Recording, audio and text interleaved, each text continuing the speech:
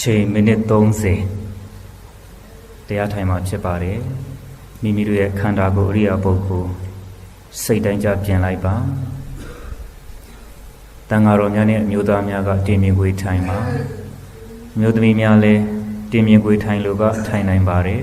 ကြုံကြုံလေးထိုင်လို့ကထိုင်နိုင်ပါတယ်တင်မြင်ကိုယ်ထိုင်တဲ့အရိယာပုံမှာဘယ်ဘက်ခြေထောက်ကိုအတွင်းငါထားညာဘက်ခြေထောက်ကိုအပြင်ငါထားခန္ဓာကိုယ်ရိယာပုဂ္ဂိုလ်စိတ်တိုင်းကြပြင်လိုက်ပါ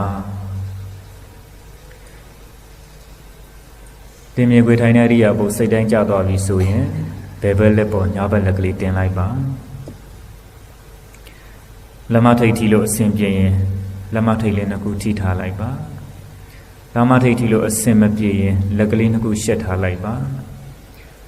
လက်မထိတ်ထီခြင်းမထီခြင်းကအဓိကမဟုတ်ပါဘူးခါကလေးပုံမှန်ထားပါခါကြီးမဆန့်ပါနဲ့ပုံမှန်လေးပဲထားကောင်းရှိမငုတ်စေနဲ့ကောင်းရှိငုတ်ရင်ငိုက်တတ်ပါတယ်ကောင်းနောက်မလန်းစေနဲ့ကောင်းနောက်လန်ရင်လည်းကိုယ်ခန္ဓာကိုမနိုင်ပဲလဲကျတတ်ပါတယ်မျက်စိကိုစင်းငယ်များမိတ်ပါအပြင်ကအယောင်အဆင်းအလင်းတန်းနေမဝင်အောင်မျက်စိကိုသူ့တဘာဝအတိုင်းမိတ်ထားလိုက်ပါ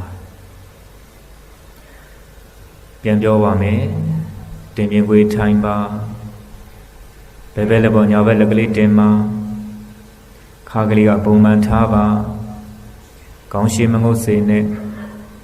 ခေါင်းနောက်မလန်းစေနဲ့မျက်စိကိုစင်းငယ်များမှိတ်ထားလိုက်ပါမိမိရဲ့ခန္ဓာကိုယ်အရိယာပုစိတ်တိုင်းကြသွားပြီဆိုရင်နာသီဝကိုတတိကပ်ပါဝင်လေထွက်လေမြင်အောင်ကြည့်ပါအာယုံတစ်ပါးစိတ်မသွားစေနဲ့နာသီဝကိုတတိကပ်တဲ့စာလိုပြောတော့တမ္မာတတိမက္ခင်ဝင်လေထွက်လေမြင်အောင်ကြည့်တဲ့စာလိုပြောတော့တမ္မာဝါယမမက္ခင်အာယုံတစ်ပါးစိတ်မသွားစေနဲ့စာလိုပြောတော့တမ္မာတမာတိမက္ခင်နာသီဝလေးလေးတိုးထီဝင်ရင်ဝင်သွားတယ်နာသီဝလေးလေးတိုးထီထွက်ရင်ထွက်သွားတယ်အဲ့ဒီဝင်လေထွက်လေလေးကိုတတိနဲ့ရှုမှတ်ပေးပါနာသီဝမှာလေးလေးကတွန်းတိုက်ဝင်ရင်ဝင်သွားတဲ့သဘောနာသီဝမှာလေးကလေးကတွန်းတိုက်ထွက်ရင်ထွက်သွားတဲ့သဘောရှိနေပါတယ်ခုယောဂီတို့ရဲ့ဘဝအသက်ရှင်ခွင့်ရနေတာအဲ့ဒီဝင်လေထွက်လေတစုံရှိလို့ပါဝင်လေဘက်မှာလဲထွက်လေဘက်မှာလဲရှားစရာမလိုပါဘူးဝင်လေဘက်မှာလဲထွက်လေဘက်မှာလဲလိုက်ကြည့်စရာလည်းမလိုပါဘူးသူ့တဘာဝကြကြရှိနေတဲ့ဝင်လေထွက်လေလေးဖြစ်နေတဲ့ဝင်လေထွက်လေလေးကိုနောက်ကတတိနဲ့ကပ်ပြီးတော့ကြည့်ပေးနေုံပါပဲတဘာဝကြကြလေးပဲနာသီဝမှာလေးလေးကတိုးထီဝင်ရင်ဝင်သွားတဲ့သဘောနာသီဝမှာလေးကလေးကတိုးထီထွက်ရင်ထွက်သွားတဲ့သဘောတဘာဝတိုင်းလေးရှိနေတယ်ဒါလေးကိုတတိနဲ့စောင့်ကြည့်ပေးရုံပဲဝင်လေကိုပြင်းပြင်းကြီးလည်းမရှူနဲ့ပြင်းပြင်းကြီးလည်းမထုံနဲ့ဝင်လေထွက်လေပြင်းပြင်းရှူပြင်းပြင်းထုံရင်ပင်ပန်းပြီးတော့မောလာတတ်တယ်ဝင်လေထွက်လေကိုဖြည်းဖြည်းလေးလည်းမရှူနဲ့ဖြည်းဖြည်းလေးလည်းမထုံနဲ့ငကုံမူလသူ့တဘာဝအတိုင်းရှိနေတဲ့ဖြစ်နေတဲ့ဝင်လေထွက်လေလေးကိုတတိထားပြီးတော့ကြည့်ပေးလိုက်ပါပေချာတတိထားကြည့်ပါယောဂီတို့ရဲ့နှာသီးဝမှာလေလေးကတွန်းတိုက်ပြီးဝင်သွားတဲ့သဘောယောဂီတို့ရဲ့နှာသီးဝမှာလေလေးကတွန်းတိုက်ပြီးထွက်သွားတဲ့သဘောရှိနေပါတယ်အထူးရှာစရာမလိုပါဘူးရှိပြီးသားတရားကိုစောင့်ကြည့်တာဖြစ်နေတဲ့တရားကိုစောင့်ကြည့်တာနာသီဝမှာလေးလေးကတွန်းပြီးတော့ဝင်သွားတယ်အဲ့ဒီဝင်လေလေးကိုတတိနဲ့စောင့်ကြည့်နာသီဝမှာလေးလေးကတွန်းပြီးတော့ထွက်သွားတယ်အဲ့ဒီထွက်လေလေးကိုတတိနဲ့စောင့်ကြည့်သေချာကြည့်ပါမြင်အောင်ကြည့်ပါ ဂယုစိုက်ကြည့်ပါစူးစိုက်ကြည့်ပါစူးစိုက်ကြည့်တာသမထလေယောဂီရဲ့နာသီဝမှာဝင်လေးလေးရှိနေတယ်ထွက်လေးလေးရှိနေတယ်ဝင်လေးလေးဖြစ်နေတယ်ထွက်လေးလေးဖြစ်နေတယ်တိတိကျကျကြည့်လိုက်ပါထင်ထင်ရှားရှားတွေ့လာပါလိမ့်မယ်တခြားဘာမှမကြည့်ပါနဲ့တခြားဘယ်အာယုံမှမစိုက်ပါနဲ့ယောဂီတို့ရဲ့နာသီးဆုံးနာသီဝမှာလေကလေးထိခတ်ပြီးဝင်သွားတဲ့သဘောလေကလေးထိခတ်ပြီးထွက်သွားတဲ့သဘောဒီဝင်လေထွက်လေတစ်စုံကိုပဲအာယုံစူးစိုက်နေပါတတိထားဝရိယဆိုင်အာယုံတစ်ပါးစိတ်မသွားစေနဲ့တတိယရေးကြည့်ပါလေတတိထားဆိုရင်လွတ်သွားတတ်တယ်ဝရိယဆိုင်ဆိုရင်ပြန့်လွင့်သွားတတ်တယ်အာယုံတစ်ပါးစိတ်မသွားစေနဲ့ဆိုထွက်ပေါက်ကရှာနေပြီစိတ်များဘလောက်ဆိုးတယ်လဲဆိုရင်တတိထားတတိထားတတိထားလို့အတန်တန်ပြောနေတဲ့ကြားတွေကလွတ်သွားတယ်ဝရိယဆိုင်ဝရိယဆိုင်ဝရိယဆိုင်လို့အတန်တန်ပြောပေးနေတဲ့ကြားတွေကပြန့်လွင့်သွားတယ်အာယုံတစ်ပါးစိတ်မသွားစေနဲ့အာယုံတစ်ပါးစိတ်မသွားစေနဲ့ပြောပေးနေတဲ့ကြားတွေကစိတ်ကဟိုပြေးဒီပြေးနေတတ်တယ်စုစည်းထားလိုက်ပါယောဂီတို့ရဲ့စိတ်ကိုလွတ်သွားတဲ့ထဲလည်းမရောက်စေနဲ့လွင့်သွားတဲ့ထဲလည်းမမျောစေနဲ့မျက်စိနာနှာခေါင်းလျှောက်ကိုဓွာရတွေဘယ်ပေါက်ကမှစိတ်ကိုအထွက်မခံနဲ့ယောဂီတွေရဲ့နာသီးဆုံးနာသီဝဒီနေရာလေးမှာတတိကပ်ပြီးတော့ရှိနေတဲ့သဘောတရားလေးဖြစ်နေတဲ့သဘောတရားလေးဝင်လေထွက်လေလေးကိုပြောပါတယ်အဲ့ဒီဝင်လေထွက်လေလေးကိုတေချာဂယုစိုက်ကြည့်နေအရိယာပုဂ္ဂိုလ်ငြိမ်တီကြည်ခိုင်ခန့်နေသိတယ်နော်ဝင်လေထွက်လေလေးကိုတတိနဲ့ကြည့်နေတဲ့ပုဂ္ဂိုလ်နဲ့တတိမဲ့စွာဖြစ်နေတဲ့ပုဂ္ဂိုလ်နဲ့အရိယာပုဂ္ဂိုလ်ဟာတယောက်နဲ့တယောက်မတူပါဘူးအာယုံကပြန့်လွင့်တတိကလွတ်ပြီးတော့စူးစီးမှုမရတဲ့ပုဂ္ဂိုလ်ရဲ့အရိယာပုဆိုရင်လှုပ်ကနေလှဲ့ကနေရင်ကနေရိုင်ကနေဖြတ်ကနေငိုက်ကနေစိုက်ကနေဖြစ်သွားတယ်ဒီရှိပြီးသားဝင်လေထွက်လေလေးကိုတတိကံပြီးရှုမှတ်နေတဲ့ပုဂ္ဂိုလ်ကြအရိယာပုဂ္ဂိုလ်ငြိမ်နေတာပဲတည်ကြည်နေတာပဲခိုင်ခန့်နေတာပဲအဲ့ချင်းနဲ့စိတ်လည်းမလာဘူးငိုက်ခြင်းနဲ့စိတ်လည်းမလာဘူးရင်းခြင်းနဲ့စိတ်လည်းမလာဘူးရိုင်းခြင်းနဲ့စိတ်လည်းမလာဘူးခန္ဓာကိုယ်ဟာတည်တည်ငြိမ်ငြိမ်ကိုဖြစ်နေတာဘသူရဲ့စွမ်းအင်လဲဆိုတတိရဲ့စွမ်းအင်တတိရဲ့စွမ်းအင်ဘယ်လောက်ကြီးမားသလဲဆိုရင်ခန္ဓာကိုယ်ကြီးတစ်ခုလုံးကိုထိမ့်သိမ့်ပြစ်လိုက်တာအရိယာဘုတွေလှုပ်တာလှဲ့တာမရှိတော့ဘူးရိမ့်တာရိုင်းတာမရှိတော့ဘူးစိတ်တွေဘယ်အပေါက်ကမှအထွက်မခံတော့ဘူးတဲ့တတိရဲ့စွမ်းအင်အဲ့ဒါလောက်ကိုကြီးမားပါတယ်ခန္ဓာကိုယ်အရိယာပုဂ္ဂိုလ်လည်းတည်ငြိမ်အောင်ထိမ့်သိမ့်ပေးတာတတိယောဂီတို့ရဲ့စိတ်တွေကိုဘယ်မှမပြန့်လွင့်ထွက်မပြေအောင်ထိမ့်ပေးတာလေတတိတလုံးလက်ကင်သုံးအစုံနိဗ္ဗာန်ရတဲ့ယောဂီတို့လက်ကင်သုံးရမှာကတတိတလုံးပဲအဲ့ဒီတတိတလုံးသာလက်ကင်သုံးလိုက်ရင်တဲ့စိတ်ဟာဘယ်ကာမဂုဏ်မှမပြေးသွားသည့်အတွက်ယောဂီတို့ရဲ့စိတ်ဟာငြိမ်းချမ်းမှုရနေပြီဒါကိုစာလို့ပြောရင်တမာတိပေါ့တမထာစိတ်ကိုတည်ငြိမ်အောင်လုပ်ပေးလိုက်တာ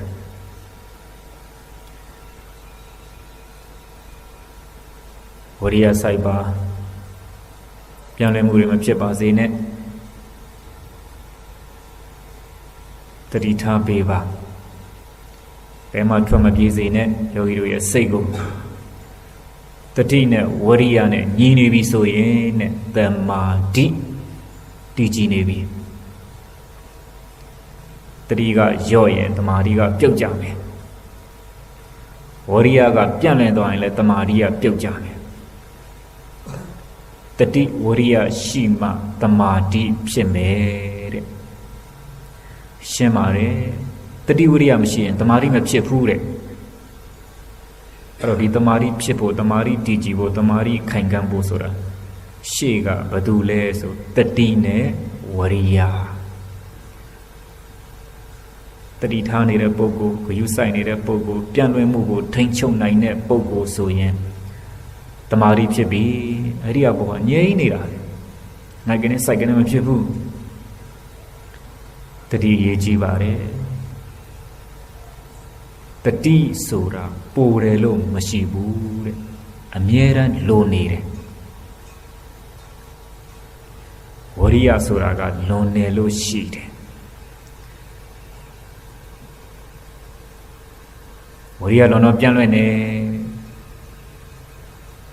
ဝရိယလွန်တော့ပြန်လွင့်တာပေါ့တအားနင်းကန်ပြီးစူးစိုက်ပြီးတော့နေရင်လည်းပြန်လွင့်တတ်တယ်အဲ့တော့ဝရိယမလွန်အောင်ပြန်ထိန်းတာတတိကြီးကြီးထားပြီးတော့ထိန်းတာအဲ့ဒီတတိနဲ့ဝရိယညင်ညာစွာရှင်နေပြီဆိုရင်တဲ့တမာတိဖြစ်ပါလို့တောင်းတနေကြရမလို့တော့ဘူးတဲ့တတိနဲ့ဝရိယညင်ညာညာရှင်တွဲပြီးတော့ဖြစ်နေပြီဆိုရင်တမာတိဟာတည်ကြည်လာပြီတဲ့တတိဝရိယရှိမှတမာတိဖြစ်မယ်တဲ့တမာတိဖြစ်မှယုံနံသိမယ်ဟောအကြောင်းတရားနဲ့အကျိုးတရားအကြောင်းတရားနဲ့အကျိုးတရားတတိဝရိယရှိမှဆိုတာကအကြောင်းတရားတမာတိဖြစ်လာမှာကအကျိုးတရားတမာတိဖြစ်တည်လာမှာကအကြောင်းတရားယုံနံသိမှာကအကျိုးတရားဟောအကြောင်းကျိုးကဒီလိုသွားနေတာနော်တတိဝရိယရှိမှတမာတိဖြစ်မယ်တမာတိဖြစ်မှယုံနံသိမယ်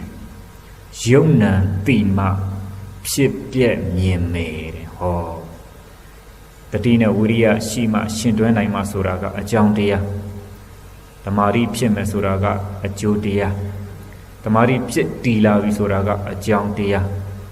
ယုံနံသိမယ်ဆိုတာကအကျိုးတရားယုံနံသိမယ်ဆိုတာကအကြောင်းတရားအနိစ္စဖြစ်ပျက်ကိုမြင်မယ်ဆိုတာကအကျိုးတရားအကြောင်းလွတ်တဲ့တရားဆိုတာမရှိပါဘူးတတိထားပြီးတော့ကြည်ပါဝရိယစိုက်ပြီးတော့ကြည်ပါ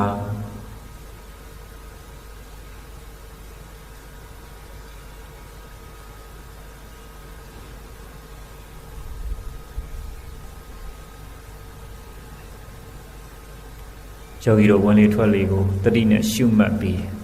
တမာတိထူထောင်လာတာအချိန်15မိနစ်ရှိသွားပါပြီယောဂီတို့ဝင်လေထွက်လေကိုတတိနဲ့ရှုမှတ်ပြီးတမာတိထူထောင်လာတာအချိန်15မိနစ်ရှိသွားပါပြီတမာတိအားကောင်းတဲ့ပုဂ္ဂိုလ်များကခန္ဓာဘက်ကိုညံလက်ကြည့်ပါပြောခဲ့ပါတယ်တတိဝရိယရှိမှတမာတိဖြစ်မယ်တမာတိဖြစ်မှယုံနံသိမယ်ယုံနံသိမှဖြစ်ပြက်မြင်မယ်ကဲတမာတိတွေအကောင်းလာပြီဆိုရင်ခန္ဓာဘက်ကိုညံလဲကြည့်တဲ့ခန္ဓာဘက်ကိုညံလဲကြည့်တော့မယ်ဆိုရင်နှာသီးဝဝင်လေထွက်လေကိုဖြုတ်လိုက်တယ်ခန္ဓာဘာတွေပြောနေတယ်လဲခန္ဓာဘာတွေဖြစ်နေတယ်လဲခန္ဓာဘာတွေပြနေတယ်လဲညံနဲ့စောင့်ကြည့်ခန္ဓာဘက်ကိုဘာလို့ညံလဲကြည့်ခိုင်းတယ်လဲဆိုရင်ယုံနံသိတဲ့ပုဂ္ဂိုလ်ဟာဖြစ်ပျက်ကိုမြင်နိုင်စွမ်းရှိသွားပြီတဲ့ခန္ဓာ၅ပါးပဲရှိတယ်ယုံနံ၅ပါးပဲရှိတယ်ရုပ်တရားကြီးကနာရာကျင်နာပူရာဆူရာအောင့်တာတွေဖြစ်မယ်အဲ့ဒီဖြစ်တာတွေကိုဘယ်သူကသိမလဲနာငါသိမယ်အကျဉ်းချဲတော့ခန္ဓာ၅ပါးအကျဉ်းချုပ်တော့ရုပ်တရားနဲ့နာတရားဖောက်ပြန်ပျက်စီးနေတဲ့ရုပ်တရားတွေပဲရှိတယ်သိတတ်တဲ့နာတရားတွေပဲရှိတယ်ရုံးမလေးရင်ဖောက်ပြန်နေဟိုနားတယ်ဆိုတာဖောက်ပြန်တာပဲကျင်တယ်ဆိုတာဖောက်ပြန်တာပဲပူတယ်ဆိုတာဖောက်ပြန်တာပဲအေးတယ်ဆိုတာဖောက်ပြန်တာပဲညောင်းတယ်ဆိုတာဖောက်ပြန်တာပဲ စူးတဲ့အောင့်နေဆိုတော့ဖောက်ပြန်တာပဲနာတာမဟုတ်ဘူးရုပ်တရားဖောက်ပြန်တာကျင်တာမဟုတ်ဘူးရုပ်တရားဖောက်ပြန်တာပူတာမဟုတ်ဘူးရုပ်တရားဖောက်ပြန်တာအဲ့ဒီဖောက်ပြန်တဲ့ရုပ်တရားကမြဲသလားဉာဏ်နဲ့စောင့်ကြည့်ဟိုဖောက်ပြန်မှုတွေပဲဆိုတော့ဉာဏ်ကသိတာဟုတ်ပြီအဲ့သိလိုက်တဲ့စိတ်တွေရောမြဲသလားဉာဏ်နဲ့စောင့်ကြည့်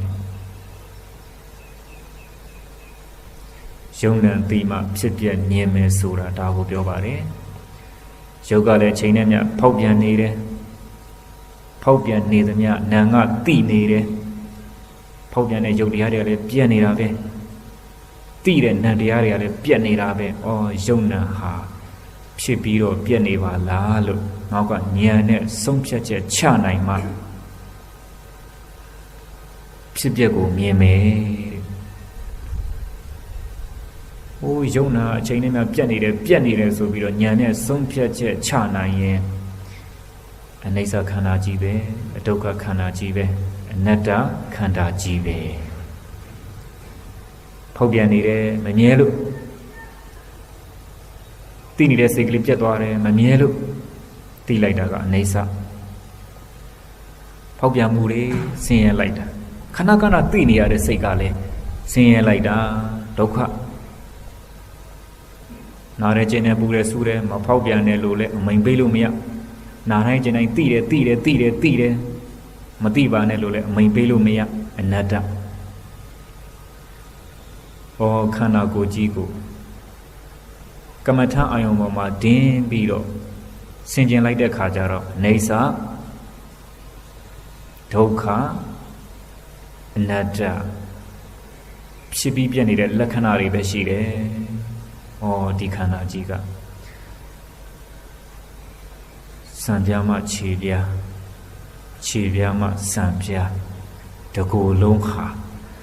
တမမွားနဲ့ဖောက်ပြန်နေတယ်တရိပ်နဲ့ပျက်စီးနေတယ်ခန္ဓာကိုယ်တကူလုံးကတဆက်ဆက်နဲ့ဖြစ်နေတယ်စုကနေအောက်ကနေပေါ်နေတယ်အတ္တတောက်စာမြချမ်းသာမှုမရှိတဲ့ခန္ဓာကြီးပါလားနောက်ကဉာဏ်နဲ့ဆုံးဖြတ်ချက်ချလိုက်ပါ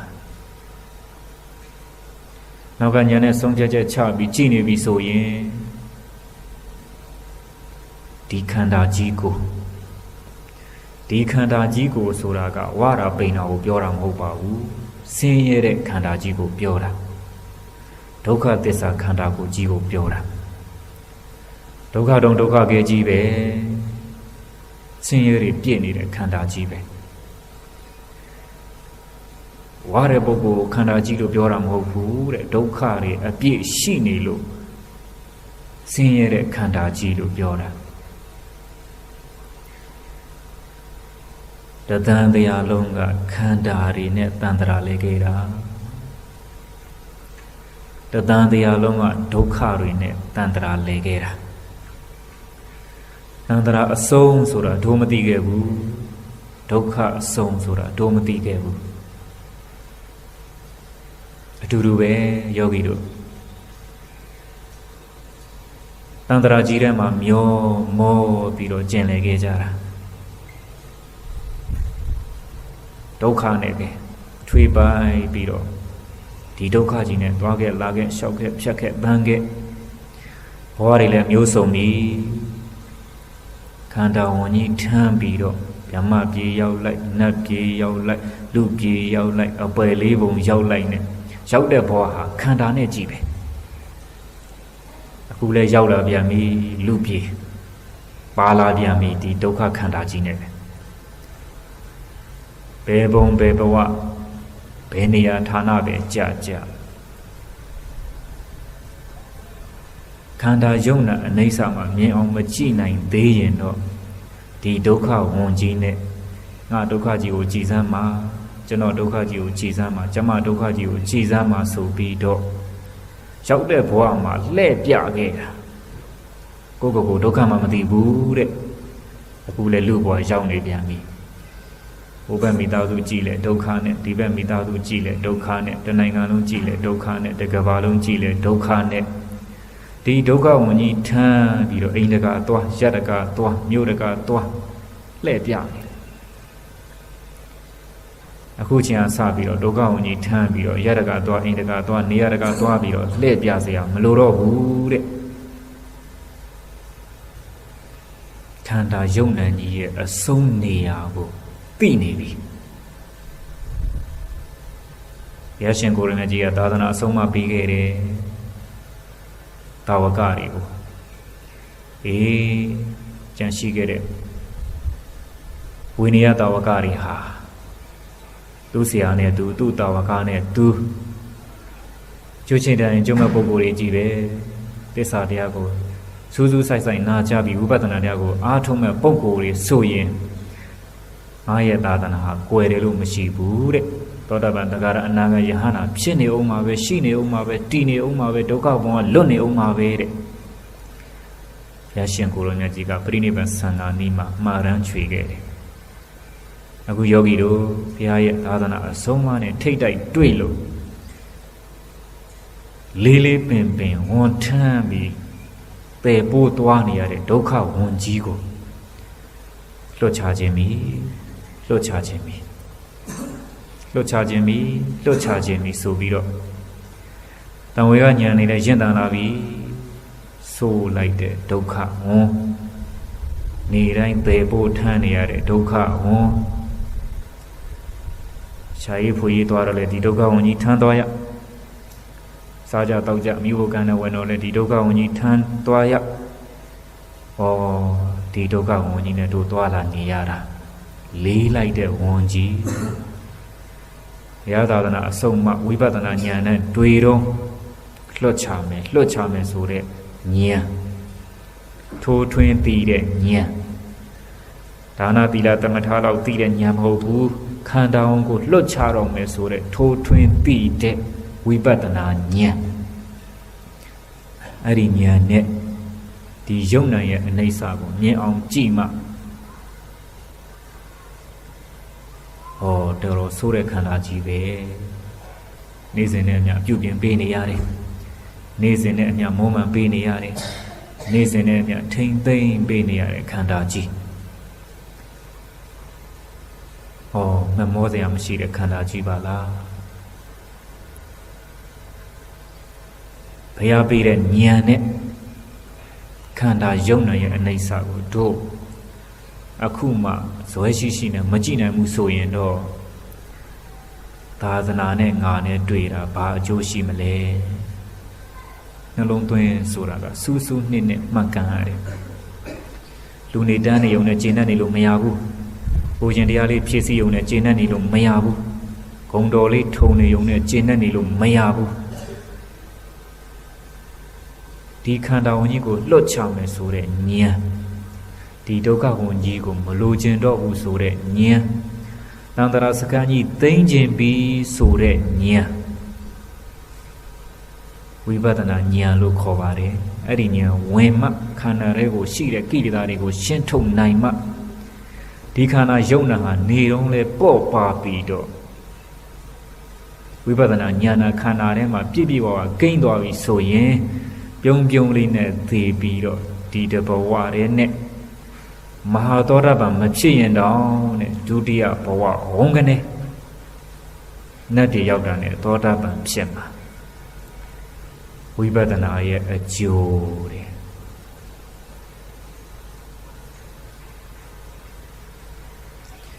တို့ဝိပဿနာတရားအားထုတ်နေတာဒီရရှိနေတဲ့လက်ရှိခန္ဓာကြီးလည်းမတွေ့တာခြင်းလို့တွေ့တာမှုတွေရော့ခြင်းလို့နောင်လာမဲ့အနာဂတ်ဘဝတွေလည်းမလိုခြင်းလို့သူကနှစ်ခုပြောတာနော်လက်ရှိခန္ဓာကြီးလည်းမတွေ့တာခြင်းအောင်နောင်လာမဲ့ဘဝတွေလည်းမလိုခြင်းအောင်လက်ရှိခန္ဓာကိုမတွေ့တာခြင်းအောင်ဖြတ်ပြင်မှလည်းညံမဲ့နောင်လာတဲ့ဘဝတွေကိုမလိုခြင်းအောင်ရှုချလိုက်မှလည်းညံမဲ့တစ်ချက်တည်းပဲအဲ့ဒီညံနဲ့သာဒီခန္ဓာယုံနာမှာဖြစ်နေတဲ့သဘောတရားတွေသူကသဘောတရားတွေဖြစ်သွားတယ်ခန္ဓာယုံနာမှာသဘောတရားတွေပဲရှိတယ်လေနာရင်နာတဲ့သဘောကျင်ကျင်တဲ့သဘောပူရင်ပူတဲ့သဘောအေးရင်အေးတဲ့သဘောစူရင်စူတဲ့သဘောအောင်းရင်အောင်းတဲ့သဘောခန္ဓာမှာဘာတွေပဲရှိတယ်သဘောတရားတွေပဲရှိခ ခန္ဓာမှာပေါ်လာတဲ့နာမှုကျင်မှုစူးမှုအောင်းမှုသဘောတရားတွေကိုဉာဏ်နဲ့သာစောင့်ကြည့်လိုက်ငါမှဖြစ်နေတာမဟုတ်ဘူးယုံနာမှဖြစ်နေတာငါမှကျင်နေတာမဟုတ်ဘူးယုံနာမှကျင်နေတာအဲ့ဒီယုံနာကိုနောက်ကဉာဏ်နဲ့ပိုင်းပိုင်းနိုင်ဆုံးဖြတ်ချက်ချပြီးရှုပါစေဉာဏ်နဲ့စောင့်ကြည့်လိုက်ကျင်ပါစေဉာဏ်နဲ့စောင့်ကြည့်လိုက်ပူပါစေဉာဏ်နဲ့စောင့်ကြည့်လိုက်နားတဲ့သဘောလေးဉာဏ်နဲ့ကြည့်လိုက်မရှိတာတွေ့မယ်ကျင်တဲ့သဘောလေးဉာဏ်နဲ့ကြည့်လိုက်မရှိတာတွေ့မယ်ပူတဲ့သဘောလေးဉာဏ်နဲ့ကြည့်လိုက်မရှိတာတွေ့မယ်မရှိတာဆိုတော့ပြတ်တာကိုပြောတာပဲရှေ့ကျင်တဲ့သဘောလေးဉာဏ်နဲ့ကြည့်လိုက်တော့မရှိဘူးပြတ်သွားတယ်ရှေ့ပူတဲ့သဘောလေးဉာဏ်နဲ့ကြည့်လိုက်တော့မရှိဘူးပြတ်သွားတယ်ဟောရှိရကနေမရှိတာကိုမြင်အောင်ကြည့်တာဝိပဿနာတဲ့တဏှာနဲ့နာနေတာမဟုတ်ဘူးတဲ့တကျင်နဲ့ကျင်နေတာမဟုတ်ဘူးရှေ့ကျင်တဲ့သဘောလေးဉာဏ်နဲ့ကြည့်လိုက်တော့မရှိတော့ဘူးတဲ့နောက်ကျင်တဲ့သဘောလေးအစာထိုးတာဖြစ်လိုက်ပြက်လိုက်အစာထိုးလိုက်ခန္ဓာရဲ့သဘောကဒီလိုသွားနေတာဖြစ်လိုက်ပြက်လိုက်အစာထိုးလိုက်နောက်ကဉာဏ်ကသိပေးလိုက်တဲ့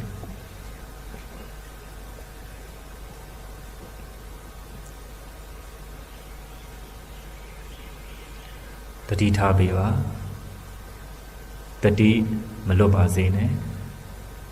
အာယုံတစ်ပါးစိတ်မသွားစေနဲ့အချိန်ကဘာမှမကြပါဘူးတန်ဖိုးရှိတဲ့အချိန်ကိုတန်ဖိုးတည်အသုံးချပါ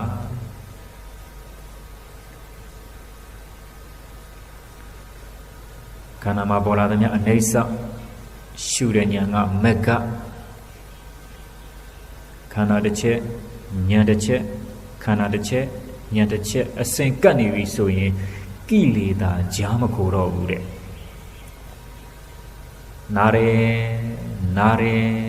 ပြင်ကျင်နေဆိုတဲ့လောဘကိလေသာလည်းမဝင်တော့ဘူးတဲ့နာလိုက်တာတော်တော်နာတာပဲလို့ဖြစ်လာမဲ့ဒေါသတွေလည်းမဝင်တော့ဘူးတဲ့ဟိုနာနေတယ်ကျင်နေတယ်ကြီးနာတာကျင်တဲ့စိတ်မအောင်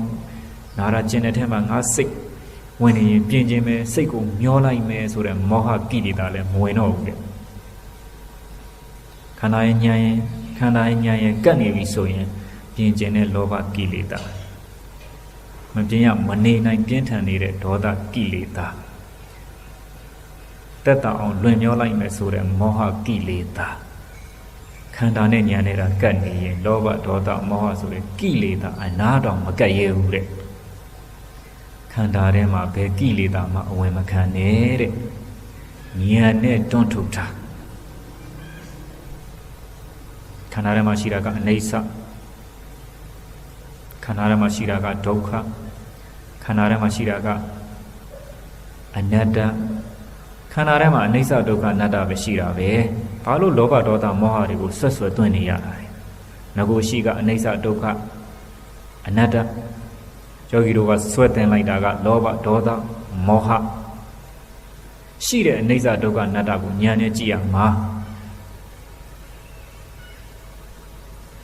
အဲ့တော့ပြောင်းပြန်ဖြစ်နေတယ်လောဘဒေါသမောဟကြခန္ဓာထဲမှာအမြဲတမ်းရှိနေပြီးတော့အနိစ္စဒုက္ခအနတ္တကြတော့ခန္ဓာပြင်မဲ့ကိုဆွဲထုတ်ထားတယ်အတွင်းတရားနဲ့အပြင်တရားမှားနေတယ်အရှိကအနိစ္စဒုက္ခအနတ္တမမြဲစင်းရဲ့အဆုံးမရခန္ဓာထဲမှာမထားနဲ့မရှိအောင်ထုတ်ရမှာကလောဘဒေါသမောဟဝိပဿနာတရားအားထုတ်တယ်ဆိုတာကရှိတဲ့အနိစ္စဒုက္ခကိုမြင်အောင်ကြည်တာခန္ဓာထဲမှာမရှိတဲ့နဲ့မထားတဲ့နဲ့လောဘဒေါသမောဟတွေကိုအပီမောင်းထုတ်တာအဲ့ဒါဝိပဿနာအားထုတ်တာပဲ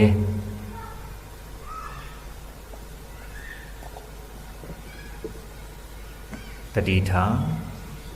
ဝရိယစပညာနဲ့စောင့်ကြည့်ပါတတိထားဝရိယစပညာနဲ့စောင့်ကြည့်ပါခန္ဓာကြီးကဖြစ်ပြီးတော့ပြည့်နေတယ်ဒုက္ခသစ္စာအဲ့ဒီဖြစ်ပျက်ကိုမြင်အောင်ကြည့်နေတာကမဂ္ဂသစ္စာ မေကသစ္စာဝင်လာပြီဆိုရင်ခန္ဓာကိုယ်လိုချင်တဲ့ဒနာခန္ဓာကိုယ်ခင်ခြင်းနဲ့ဒနာခန္ဓာကိုယ်ဆွဲလန်းခြင်းနဲ့ဥပါဒံခန္ဓာကိုယ်စေးကပ်နေတဲ့ဥပါဒံလှုပ်မဲ့လှဲ့မဲ့ပြင်မဲ့ဆိုတဲ့ကံနောင်ဘဝတွေကိုလိုချင်တယ်ဆိုတဲ့ကံမေဃသစ္စာခန္ဓာနောက်ကဝင်လာရင်တဲ့ဒနာရဲ့ဥပါဒံရဲ့ကံရဲ့သေပြီတဲ့တဏှာဥပါဒံကံသေတာကသမုဒယသစ္စာကမ္မဘဝပစ္စယဇာတိတဲ့ကံသေမှတော့ဇာတိလည်းချုပ်ပြီပေါ့နောင်ဇာတိချုပ်တာကနိရောဓသစ္စာအဲ့ဒါလို့သစ္စာ၄ချက်စိုက်အောင်သစ္စာ၄ချက်ကြိုက်အောင်တတိထားဝရိယစိုက်ပြီးပညာနဲ့စောင့်ကြည့်ပါ